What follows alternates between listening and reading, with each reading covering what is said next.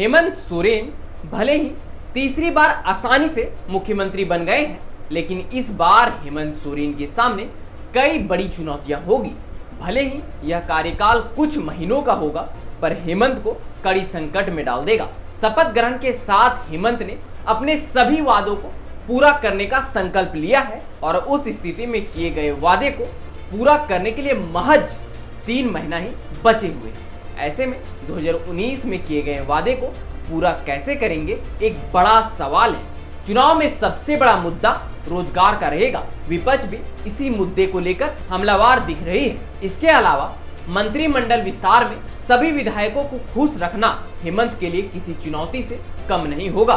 दरअसल 2019 में हेमंत सोरेन के नेतृत्व में इंडिया गठबंधन को बहुमत मिली और इस दौरान चुनाव में कई बड़े वादे गठबंधन की ओर से किया गया था, जिसमें रोजगार का मुद्दा सुर्खियों में था। हर साल 5 लाख युवाओं को रोजगार देने का वादा किया गया था। साथ ही रोजगार ना देने पर रोजगार भत्ता के रूप में 1000 हर महीना देने का वादा हेमंत सोरेन ने किया था। लेकिन अब सरकार के कार्यकाल में महज 3 महीने ही बचे हैं और इसके बावजूद अब तक इस दिशा में कोई पहल नहीं हो सकी है। इसका नतीजा रहा कि जिस दिन हेमंत सोरेन तीसरी बार मुख्यमंत्री पद की शपथ लेते हैं, उसी दिन पीजीडी के छात्र हेमंत सोरेन का पुतला दहन कर मुर्दाबाद के नारे लगाते हैं। एक और युवा सड़क पर दिख रहे हैं तो दूसरी ओर विपक्ष इस मुद्दे को लेकर जोर जोर से उठा रही है। इसके अलावा स्थानीय नीति, ओबीसी आरक्षण, सरना धर्म कोड, मॉम लिंचिंग, बड़े उद्योग लगाना, खतियान आधारित स्थानीय नीति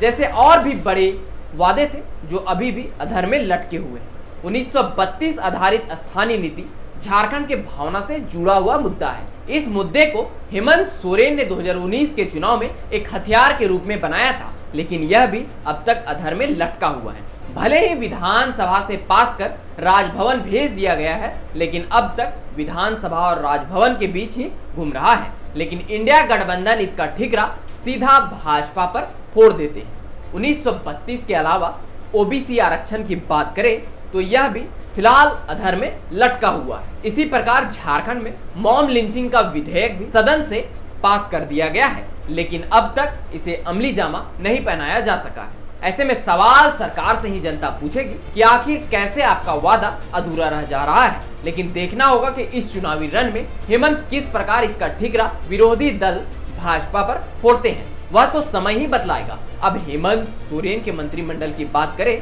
तो इसमें भी हेमंत के पसीने छूटने वाले हैं। जिस तरह से चंपई सरकार के गठन के बाद देखा गया था कि कई विधायक नाराज होकर झारखंड से बाहर तक चले गए थे, सभी मंत्रिमंडल में शामिल करने की मांग कर रहे थे। हालांकि बाद में आलाकमान के समझाने के बाद सभी वापस झारखंड लौट गए थे। अब फिर से हेमंत सोरेन की सरकार बनी। इस सरकार में भी कई विधायक बड़े बड़े सपने लेकर बैठे हैं, कई तो मंत्री बनने का दाव भी कर रहे हैं। अब देखना होगा कि हेमंत सोरेन कैसे सभी को खुश रखेंगे। यह भी हेमंत के लिए किसी अग्नि परीक्षा से कम नहीं है।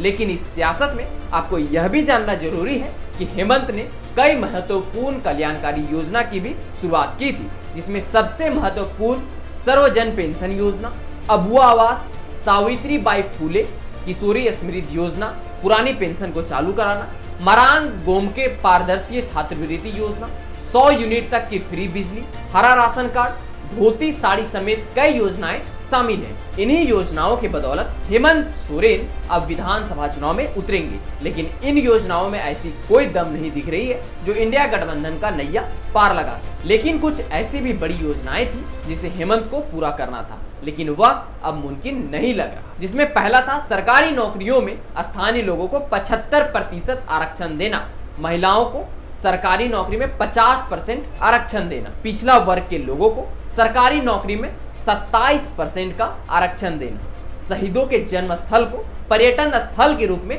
विकसित किया जाना, जन वितरण प्रणाली में चाय पत्ती और सरसों तेल का वितरण करना, घरेलू उद्योग के लिए किसी तरह के लाइसेंस की जरूरत नहीं होगी, प्रमुख शहरों को विश्व स्तरीय शहर के रूप में विकसित किया जाएगा।